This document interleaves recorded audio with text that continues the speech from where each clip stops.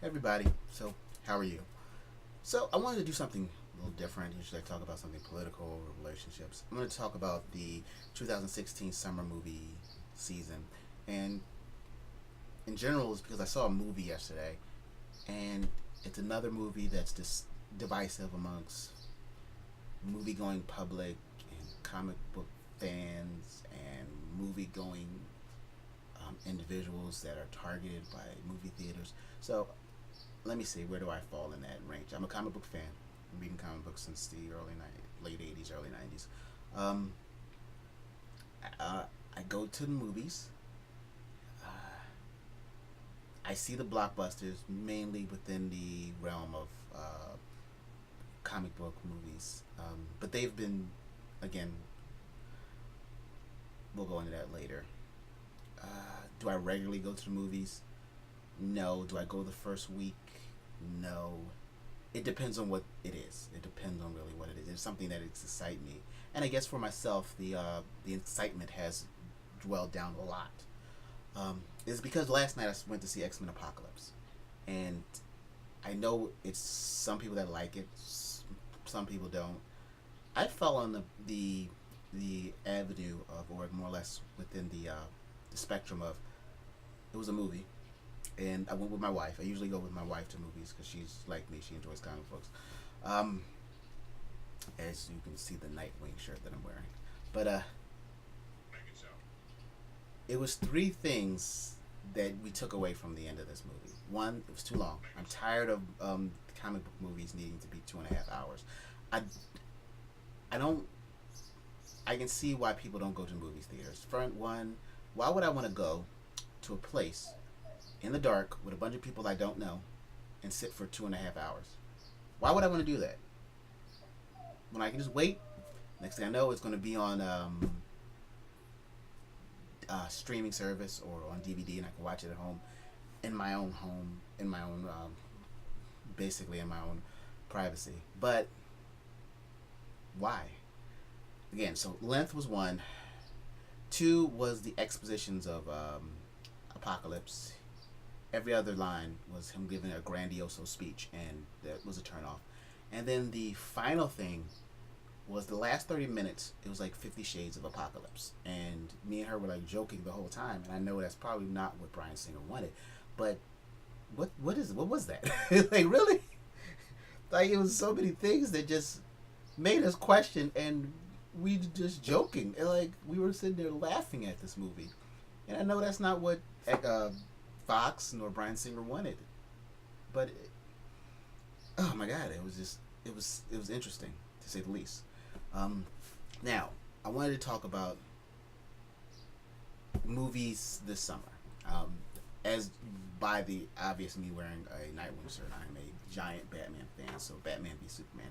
I intentionally did not do a movie on this because I was in a camp where it was a movie as well. It was solid. I liked it. Nah, I won't say I liked it, but I did not hate it. I didn't hate it. I wasn't in the camp of I hated it. I was in the camp of that. Yeah, it needed more hope. Like, it needed. Why was it so dark? Why was it so gritty? Why double down on Zack Snyder? But it is what it is. I did like Batman, but I know my one friend who is a Batman versus Superman fan, and he's a Superman fan. He loved it. I didn't. I love Batman, but I can admit there's been bad Batman. This is not great, but it's not horrible. And again, I went with my wife, and the three things she noticed: everything he did was for Lois. Nothing was for himself. He was made to seem like a fool, and we're just talking about Superman. Yes, Batman was the best part. We're both excited for Suicide Squad. Hopefully that turns this around. But it was a movie. Again, length. Why would I want to sit in a movie theater for 2.5 hours with these? Next is Civil War. And I'm probably going to get a lot of slack for this. I'm not going to say I didn't like it because I did enjoy it. But it wasn't as great as it was. Everyone made it seem like it was the best thing since sliced bread. It wasn't. It was a solid movie. It was good. Um, I loved my best parts were obviously the banter between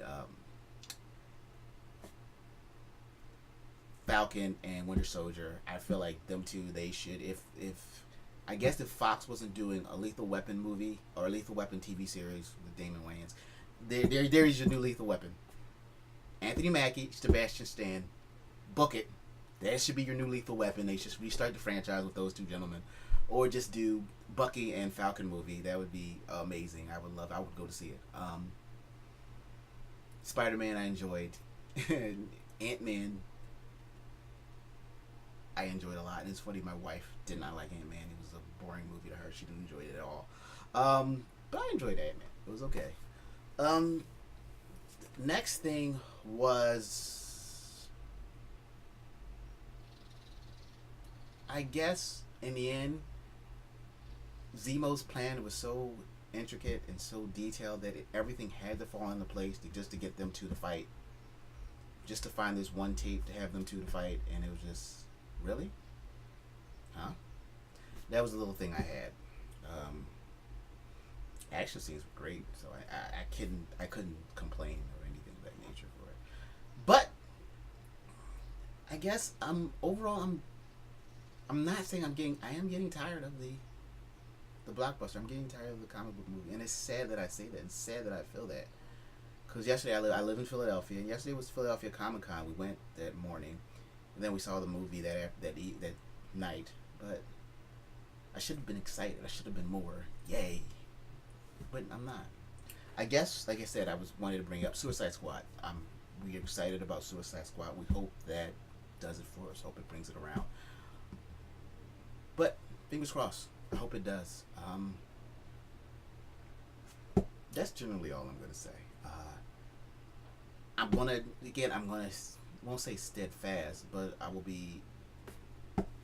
not gonna be optimistic. I'm not gonna be pessimistic, but I'm gonna be.